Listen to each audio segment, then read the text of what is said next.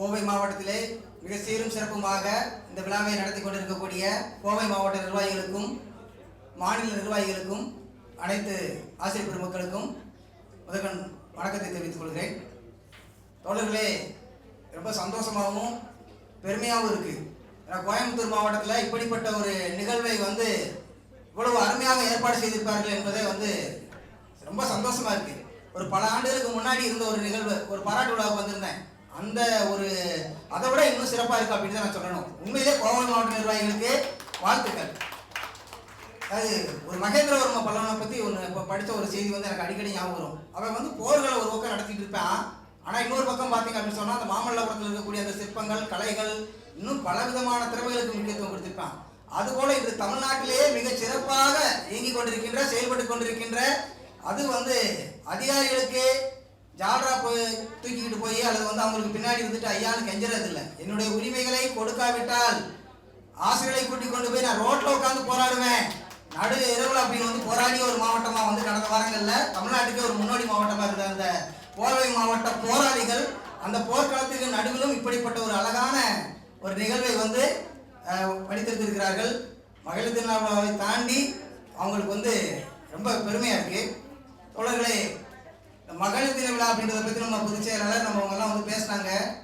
ஒரு பெண்ணியம் சார்ந்து அல்லது பெண்ணுரிமை சார்ந்து படித்திருக்கின்ற, கேட்கின்ற அல்லது நம்ம விஷயங்கள் பார்த்தீங்க அப்படி சொன்னால் இது ஒரு வரையறைக்குள்ள அடக்கவே முடியாது. பாலின சமத்துவம் அப்படின்னு பார்த்தீங்கன்னா ஒரு நாள் அல்ல, ஒரு மாதம் பேசினா கூட அல்லது ஒரு வருஷம் பேசினா கூட இருக்கக்கூடிய நிகழ்வுகளை நம்ம சொல்ல முடியாது.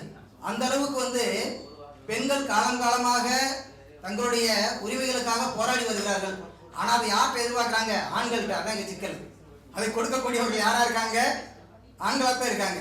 எத்தனை பேர் வேலைக்கு போகிறீங்க? நிறைய பேர்கிட்ட கேட்டால் ஏடிஎம் எங்களுக்கு ஹஸ்பண்ட் தான் வச்சுருக்காரு, எனக்கு பின் நம்பர் கூட தெரியாது அப்படின்வாங்க. உண்மை நிறைய இடங்களில் அப்படித்தான் இருக்குது. அப்போ பார்த்தீங்க அப்படின்னு சொன்னால் இப்போ மார்க்ஸை பற்றி சொன்னாங்க. இடதுசாரி சிந்தனையாளர்கள் இருக்கக்கூடியதுனால தான் நம்ம இப்படிப்பட்ட ஒரு விழாக்களை முன்னெடுத்திருக்கிறோம் என்பது அதான் உண்மை. அந்த மார்க்ஸ் என்ன சொல்கிறாரு? அன்பு நிறைந்த, நான் இந்த அளவுக்கு இருந்ததுக்கு காரணம் யார் அப்படின்னு சொன்னால் யாரு? அவருடைய காதலியும், மனைவின்னு சொல்றதை விட காதலின்னு தான் அவர் சொல்றாரு. அவர் அந்த அளவுக்கு வாழ்வில் ஒரு மிகச்சிறந்த ஒரு புரட்சியாளராக இருந்ததற்கு காரணம் ஜென்னி தான். அன்பு நிறைந்த ஒரு பெண் மீது காதல் கொள்ளும் போதுதான் ஒருவன் மீண்டும் மறுபடியும் மனிதனாகிறான் அப்படின்னு சொல்லியிருக்காரு. அன்பு நிறைந்த ஒரு பெண் மீது காதல் கொள்ளும் போதுதான் அவன் மறுபடியும் மனிதனாகிறான். ஒரு மனிதன் அவன் வாழ்க்கையில எல்லா இடங்களையும் அவருடைய மேற்கோள்களை படிச்சா அவங்க அந்த ஜென்னி அவருடைய வெற்றிகளுக்கு பின்னாடியும் அவருடைய போராட்டத்துக்கு பின்னாடி எந்த அளவுக்கு துணை இருந்திருக்கிறாங்க அப்படின்னு நமக்கு தெரியுது. தோழர்களே, எனக்கு இதை பார்த்தீங்க அப்படின்னு சொன்னால் நான் மதுரை அமெரிக்கன் கல்லூரியில் படித்தேன். முதல்ல பெண்ணியத்தை பற்றி படிக்கும்போது அவ்வளோ விஷயங்களை ஒவ்வொரு விஷயங்களையும் நம்ம நிறைய விஷயங்கள் நமக்கு தெரியறதில்லை. சுருக்கமாக சொல்லிடுறேன். அப்போ காலகட்டங்கள் இன்னைக்கும் அந்த சூழல் மாறலை. ஒரு சினிமா துறை எடுத்துக்கங்க. ஒரு ஆண் எத்தனை வயசு, தாத்தா வயசு ஆனாலும் பேத்தி வயசு பொண்ணோட டூயட் பாடுறாரு. ஆனால் ஒரு பெண் மிகச்சிறந்த நடிகையாக இருந்தால் கூட, ஜோதியாவாக இருந்தால் கூட கல்யாணம் பண்ணிட்டு அடுத்து நடிக்கிறது சிரமமாக இருக்கு. நடிகை சீதா இப்போ வருத்தப்படுறாங்களாம், ஏன் நான் கல்யாணம் பண்ணேன் அப்படின்னு. அவங்களுக்குள்ள 2 பேரும் அருமையான தம்பதிகள் தான். ஆனாலும் கூட பார்த்திபன் ஒரு முற்போக்கு சிந்தனையாளர் இருந்தால் கூட மனைவி நடிக்கிறதுக்கு ஒரு கட்டுப்பாடு வச்சிருக்காரு. அங்கே தான் அங்கே என்ன ஆகுது அப்படின்னு சொன்னால் சிக்கல் உருவாகிறது. இப்போ எப்படி இருந்தாலும் ஒரு ஆண் ஆணாகவே இருக்கிறான். ஒரு சின்ன இப்போ நான் இங்கே காலையில் சாப்பிட்டேன். சின்ன சின்ன நுட்பமான விஷயங்களை பாருங்கள். சாப்பிட்டோடனே வேகமாக இங்கே வரணும் அப்படின்னு சொல்லிட்டு நம்ம தோழி தோழின்னு சொல்லக்கூடாது, என்னுடைய அம்மா என்று சொல்லலாம், என்னுடைய சகோதரி அப்படின்னு சொல்லணும். அவங்க நான் சாப்பிட்டு முடிச்சுட்டு தட்டை எடுத்துகிட்டு போகிறேன். சார், நீங்கள் மாநில நிர்வாகி தானே, நான் அந்த தட்டை நான் கழுவிக்கிறேன், நீங்கள் போங்கட்டுறாங்க. முடியவே முடியாதுன்னு வருத்தேன். ஆனாலும் அந்த சகோதரி அந்த தட்டை வாங்கி அவங்க வாங்கி கழுவுனாங்க. இது எந்த ஒரு ஆணாலும், நான் ஒரு முற்போக்கு சிந்தனை இருந்தேன், ஆனால் இந்த உணர்வு எனக்குள்ள வருமா? வரவே வராது. இங்கேதான் பெண் உயர்ந்து நிற்கிறான். ஒரு தாயாக, ஒரு சகோதரியாக, ஒரு அன்பினால் பாரதாசன் சொல்வாரு, கண்களும் ஒளியும் போல, கவின்மலர் வாசம் போல இந்த தமிழ்நாட்டில் ஆண்களும் பெண்களும் எப்படி சமமாக ஆக வேண்டும்? அன்பால் கேட்டு பெற முடியாது பெண்ணுரிமையையும் அந்த பெண்கான அன்பையும்.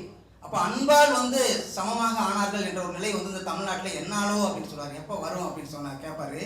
அதுபோல ஒரு நிலை, ஒரு ஆண் ஒரு பெண்ணை புரிந்து கொள்ளக்கூடிய ஒரு நிலை எப்பொழுது சமமான அந்த புரிந்துணர்வு எப்போ வருகிறதோ அப்போதான் உண்மையான ஒரு பெண் விடுதலை நம்ம எதிர்பார்க்க முடியும்.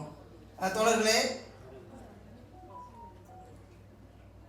நிறைவாக நான் வந்து ஒரே ஒரு விஷயத்தை மட்டும் சொல்கிறேன். நாம் வந்து இன்னைக்கு வந்து ஒரு இந்த +2 பாடத்தில் வந்து ஒரு கவிதை ஒன்று இருக்குது. ஒரு பெண் வந்து தன்னுடைய முகவரியற்று போனதாக, அது வந்து நான் அடிக்கடி நினைவு வரக்கூடியது.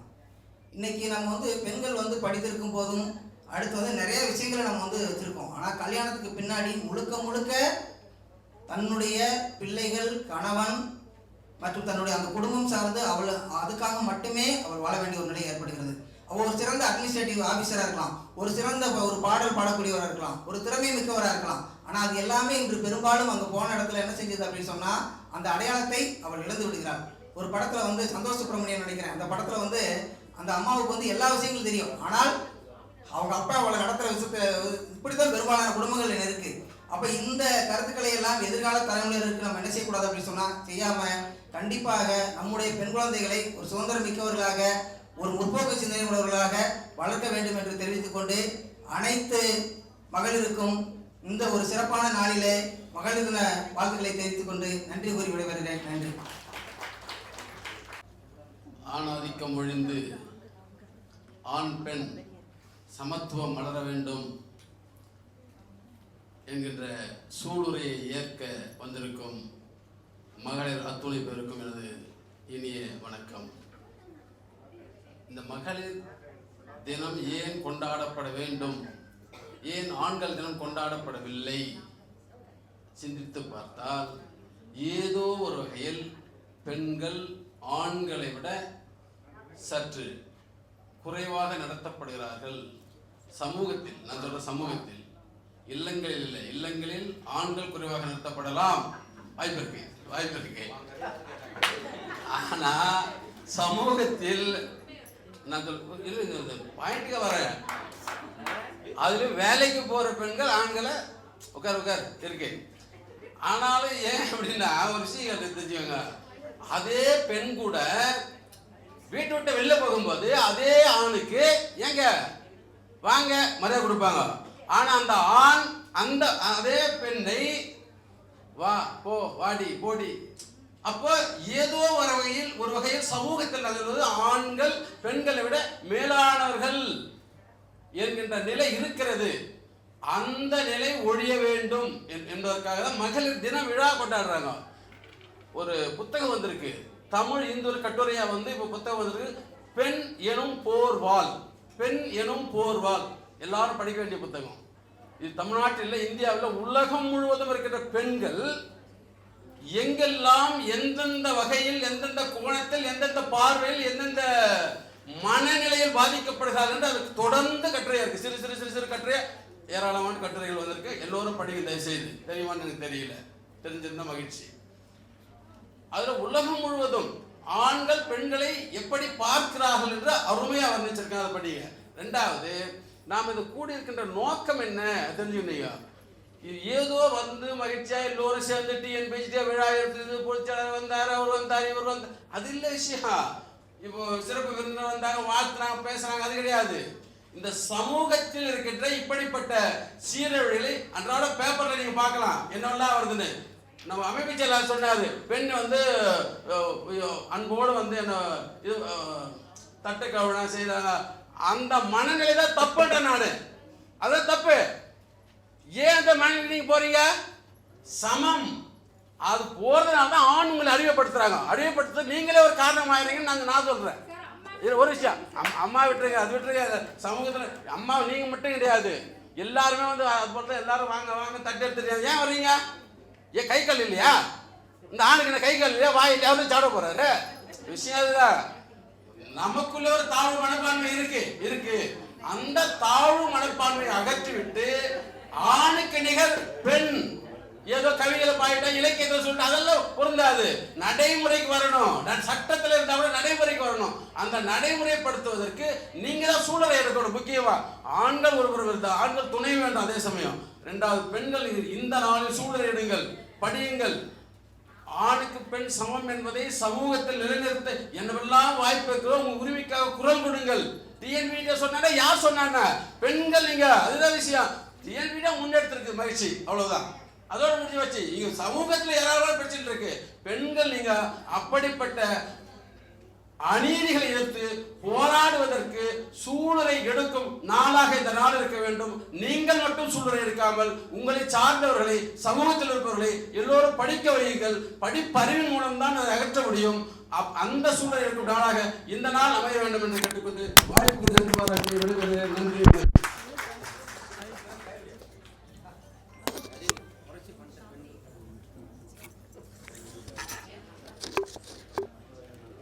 நல்ல குறிக்கோளை அடைவதற்கு தொடர்ந்து முயலும் மனிதனின் செயல்பாடே பிற்காலத்தில் அனைவரும் படிக்கும் வரலாறாக மாறுகிறது என்றார் கார்ல் மார்க்ஸ். அப்ப நம்மளோட முன்னேற்றமும் வரலாறும் வேணும்னா நம்மளோட புரட்சிகர பாதை போராட்டத்தை நோக்கி இருக்கணும் அப்படின்னு சொல்லி முடிச்சாங்க. நன்றி தோழர். அடுத்ததாக மாநில சட்ட செயலாளர் தோழர் மகேந்திரன் அவர்களை வாழ்த்துரை வழங்குமாறு அன்புடன் அழைக்கின்றோம்.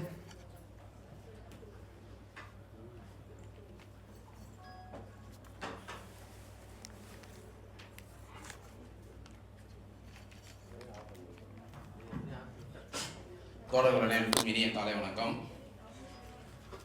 உண்மையிலே இந்த நிகழ்வு பார்த்தீங்கன்னா ஒரு தோழர் சுபாஷினி அவர்களுக்கும் தோழர் அருண் அவர்களுக்கும் நம் அனைவரின் சார்பாக நன்றியை தெரிவித்துக் கொள்ள வேண்டும். முதல்ல என்ன அப்படின்னு பார்த்தீங்கன்னா, இந்த மாநில மகளிர் தினம் கொண்டாட வேண்டும் அப்படின்னு முடிவெடுத்த நாளிலிருந்து இன்னை வரைக்கும் அவங்க 2 பேரும் தூங்கினாங்களா என்னன்னு தெரியல.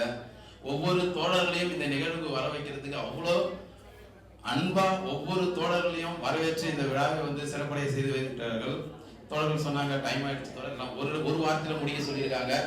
மார்ச் 8 மகளிர் தினம் கொண்டாடாமல் ஒவ்வொரு நாளும் மகளிரை கொண்டாடுவோம் என்று உறுதியேற்று அனைத்து மகளிர் தோழர்களுக்கும் என் சார்பாக மகளிர் தின வாழ்த்துக்களை தெரிவித்துக் கொண்டு இடம் சார்கிறேன். நன்றி, வணக்கம் தோழர்களே.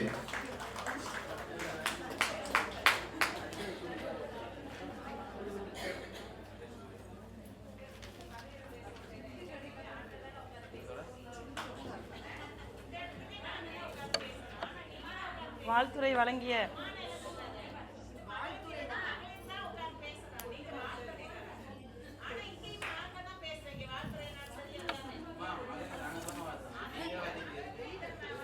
அம்மா, வாழ்த்துவது வளரும். அம்மா அவர்கள் வாழ்த்தட்டும். வாழ்த்துவது வளரும், நாம் வளருவோம்.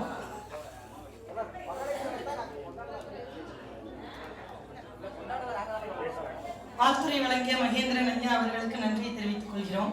அடுத்தபடியாக மாநில செய்தி தொடர்பு செயலாளர் தோழர் மாயவன் ஐயா அவர்களை வாழ்த்துரை வழங்க அன்புடன் அழைக்கிறோம். பாரதி கண்ட புரட்சி பெண்கள் உங்கள் அனைவருக்கும் இனிய மகளிர் தின நல்வாழ்த்துக்கள்.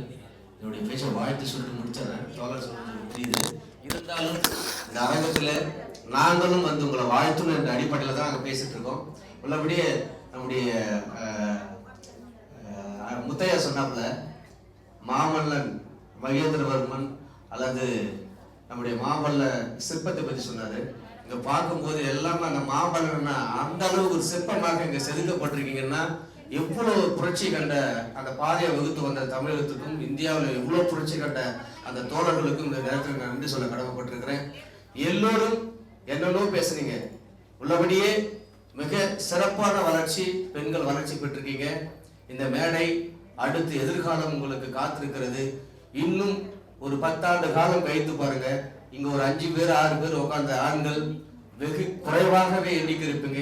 இந்த நாட்டை ஆளக்கூடியதும் இந்த தமிழ்நாடு ஆளக்கூடியதும் இந்த டிஎன்பிஎஸ்டியை தலைமை இருக்கக்கூடிய நாள் மிக விரைவில் அல்ல, உங்களுக்கு எதிர்காலம் காத்துக் கொண்டிருக்கிறது என்பதை மெத்த மகிழ்ச்சியோடு இங்கு தெரிவித்துக் கொள்ள கடமைப்பட்டிருக்கிறேன்.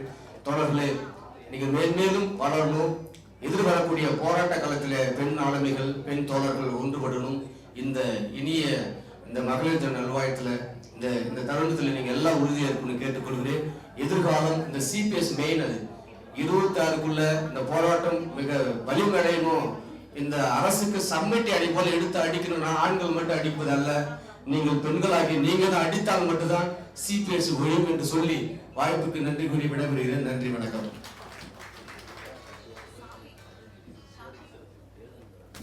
வாழ்த்திய மாயவன் ஐயா அவர்களுக்கு நன்றியை தெரிவித்துக் கொள்கிறோம்.